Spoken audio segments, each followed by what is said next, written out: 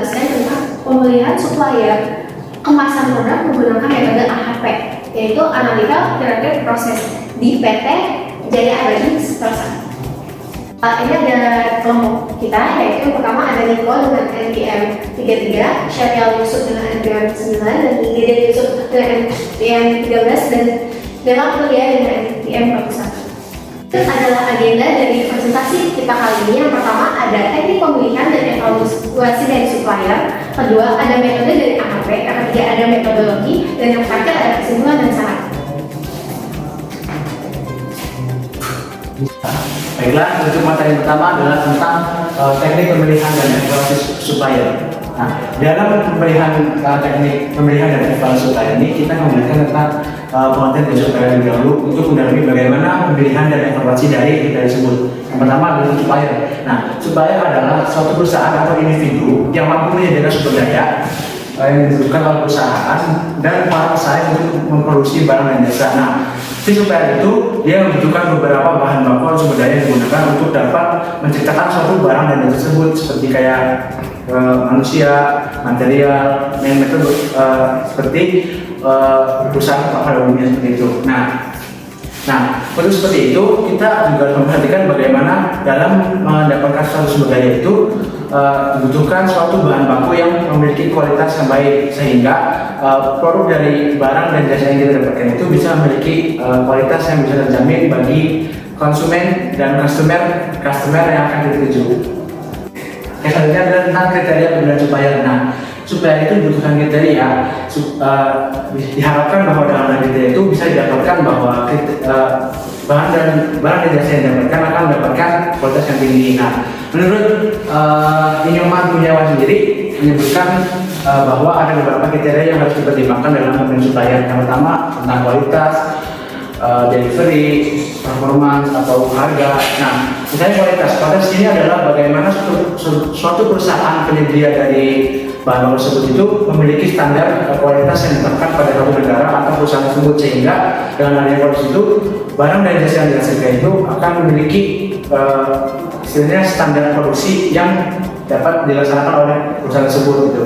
Atau mungkin kita berfokus pada delivery ini kita memperhatikan bahwa dalam delivery itu si penyuplai itu mampu menyediakan bahwa ketepatan waktu yang ditetapkan oleh perusahaan peminta atau customer itu tepat pada waktunya, sehingga supaya itu bisa membantu dalam mendukung sistem produksi. Terus selanjutnya kita ambil contoh lagi, misalkan pada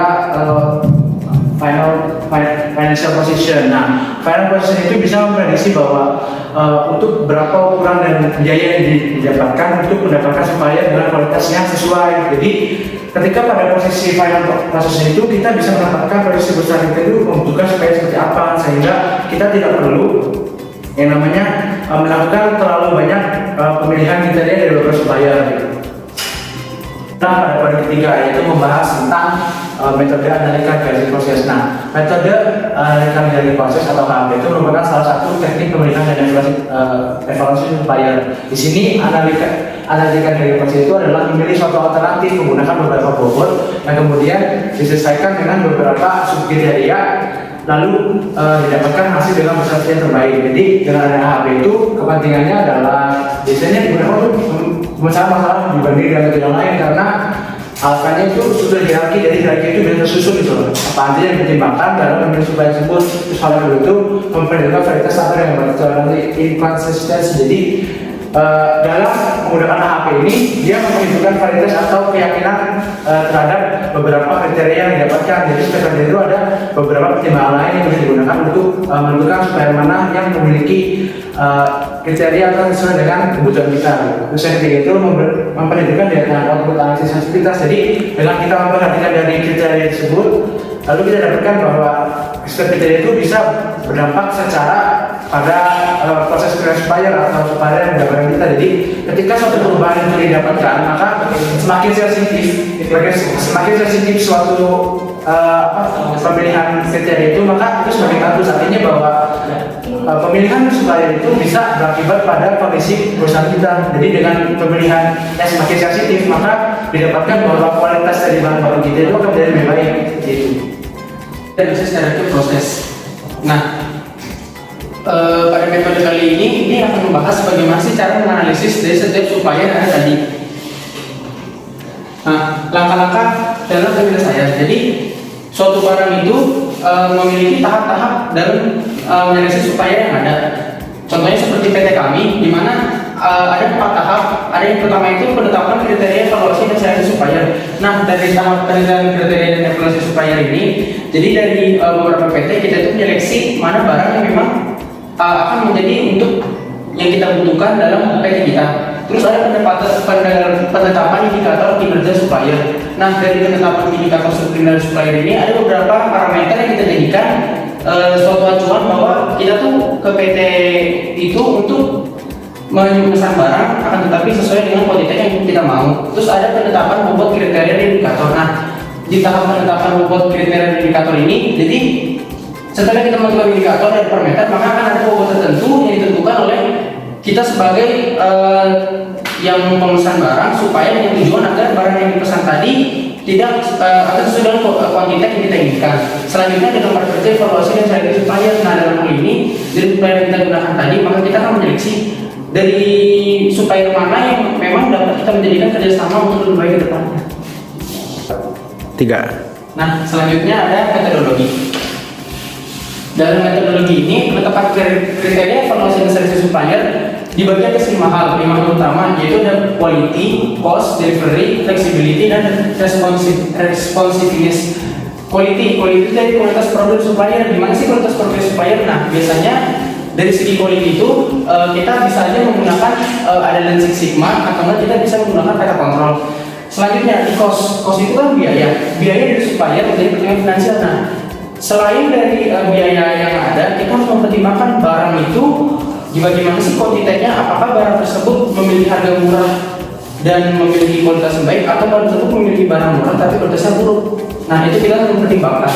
Selanjutnya ada delivery itu dari segi pelayanan, bagaimana si supplier bisa kita memesan barang, apakah supplier itu dapat memenuhi waktu dengan baik, ataukah memiliki jangka waktu atau range yang kurang baik dalam barang kita sehingga memperlambat proses kinerja kita.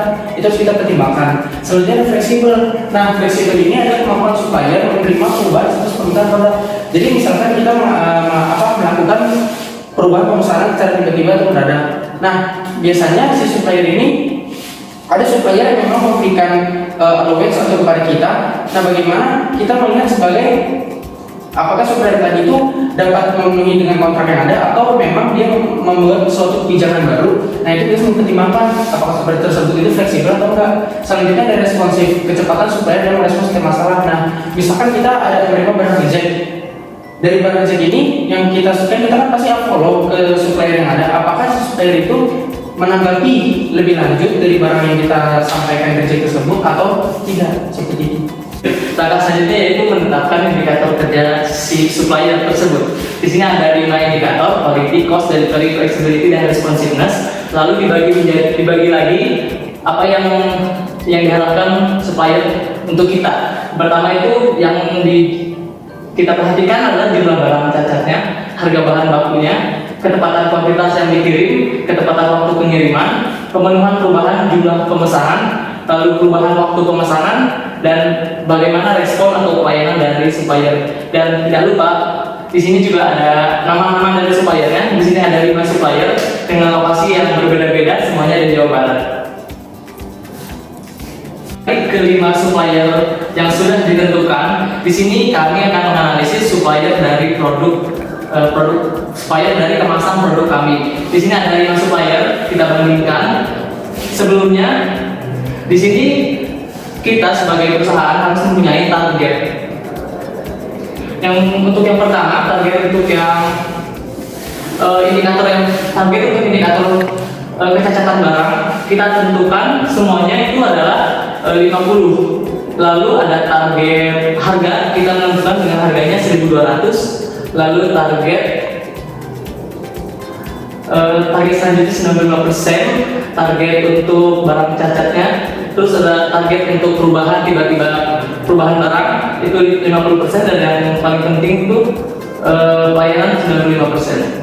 Dari yang kita pesan itu 95%, mendekati sempurna setidaknya. Lalu jumlah kuantitasnya juga 95%. Lalu yang 50% itu perubahan yang berasal dari pabrik kita sendiri, seperti misalkan perubahan jumlah yang kita pesan secara tiba-tiba dan perubahan waktu secara tiba-tiba yang dilakukan oleh kita. Maka kita tidak memberikan persentase yang tinggi, maka kita targetkan itu 50%. Lalu yang terakhir itu pelayanan, itu yang harus kita perhatikan sangat penting. Semakin baik, maka kita harus menentukan target yang tinggi, yaitu 95%. Nah, selanjutnya adalah pembobotan. Ini yang paling penting. Dari kelima indikator tersebut kita lakukan pembobotan. Untuk penilaian tersendiri kita mulai dengan cara asumsi dari 1 sampai 10, semakin tinggi semakin penting. Di sini kepentingannya quality nilainya 8, cost 9, delivery itu 8, flexibility 7, dan responsiveness itu 8. Maka didapatkan bobot 8 dibagi 32 menjadi 0,25 sampai seterusnya, dan bobotnya bernilai 1. Jadi masing-masing indikator mempunyai bobot sendiri. Penetapan bobot kriteria dari indikator. Yang pertama, kita sudah menentukan nilai bobot apa aja sih yang kita butuhin. Nah, yang pertama ada dari quality-nya, yaitu 0,2500. Yang kedua ada nilai cost-nya 0,2813. Yang ketiga ada delivery, yaitu 0,25. Yang keempat ada flexibility, yaitu 0,2188. Dan yang terakhir ada responsiveness, yaitu 0,25. Nah, setelah itu kita sudah mendapatkan nilai supplier yang sebelumnya sudah diperhitungkan, yaitu dari supplier 1 sampai supplier 5 dengan nilai berikut. Setelah itu kita bandingkan dengan nilai bobot. Caranya yaitu langsung dihitung saja dengan perbandingan bobotnya, langsung kita mendapatkan hasil dari kinerja sendiri yang bisa kita lihat totalnya. Nah, setelah itu kita bandingkan nilai dari total supplier dari nilai kinerja kerjanya, yaitu 130%, 124%, 122%, 124%, dan 117%. Kita lihat untuk penetapan nilai kemasan terbaik untuk pemilihan supplier, kita lihat dari nilai terbesar yang diraih oleh supplier pertama, yaitu 135%. Masuk kesimpulannya sekarang. Nah, kesimpulannya yang pertama, kita mendapatkan nilai hasil dari perhitungan dengan AHP, yaitu nilai terbesarnya adalah 135% yang kita pakai untuk pemilihan supplier tersebut. Yang kedua, ada pemilihan kriteria supplier, yaitu berdasarkan quality, cost, flexibility, delivery, dan yang terakhir ada responsive. Yang terakhir ada pemilihan supplier, itu kita mendapatkan sebagai nilai yang supplier A atau supplier pertama. Untuk sarannya, kita mempertimbangkan di mana kriteria dari perhitungan AHP itu diperbanyak, atau untuk memaksimalkan hasil dari perhitungan tidak hanya berdasarkan nilai-nilai quality, cost, flexibility, delivery, dan responsive saja, tapi mempertimbangkan pelayanan lain yang diperlukan untuk kebutuhan dari perusahaan itu sendiri. Ya, cukup sekian presentasi dari kelompok kami. Kurang lebihnya mohon maaf. Assalamualaikum warahmatullahi wabarakatuh.